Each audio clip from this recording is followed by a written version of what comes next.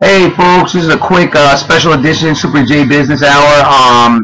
I just want to comment back to the fans rather than just responding to every comment. I'll just do a quick video.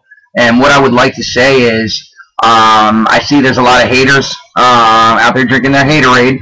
And what I want to say is yesterday doing that video, A, that was one of my first confrontations I ever did. B, what you didn't see again is that every single civilian car that was at the pump, if you look closely, is Army. What you also didn't see is 20 minutes later, I live exactly 1 mile, like 3 blocks away from the Hess station I work at. So I went back down the street, picked up my girlfriend's mom. We're coming back up the road towards the Hess, and there was about 7 to 10 Army Hummers with other vehicles that I don't know what you call those big ones.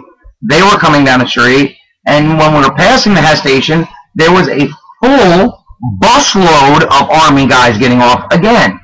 So for those of you out there writing comments like, was there 100? Was there 50? Was there 300? Listen, folks, I don't like this either. I don't like what's happening in our country either. I'm afraid too. But I know the difference between fake and reality. And I know how to read through the lines. And I can see it happening. And the writing's on the wall. All you have to do is look at the wall and read it.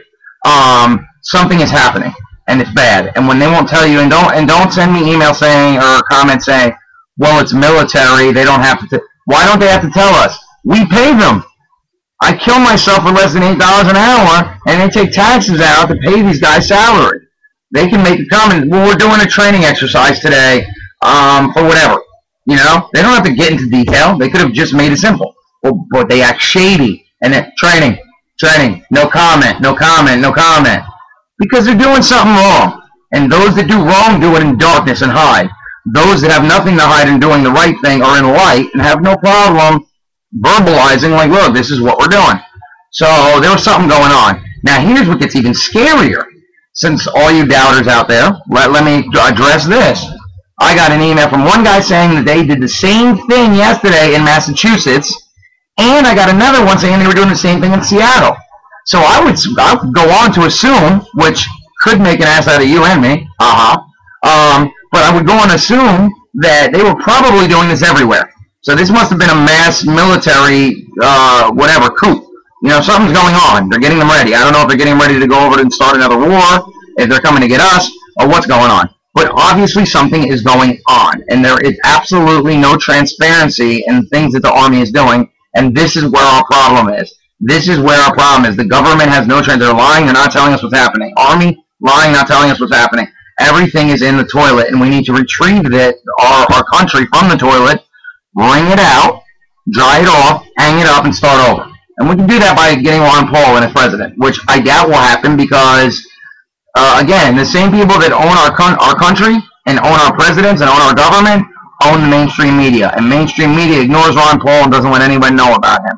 So yes, folks, there was well over, altogether, 300 Army personnel at that Hess station yesterday within an hour period. They were coming in droves, okay? Second of all, I have now officially found out this was happening in Massachusetts as well as Seattle. And third of all, please, those of you that doubt, why don't you look at the information first? Check out my favorites. Go through 100 of the videos. When you're done, maybe your opinion will be changed. Maybe it won't. But it's time to face reality. It's time to be realistic, and it's time to take our country back. I know you're scared out there. I know you're worried. I am too. I'm worried for my family. I'm worried for my cat. I'm worried for my future generations of my family.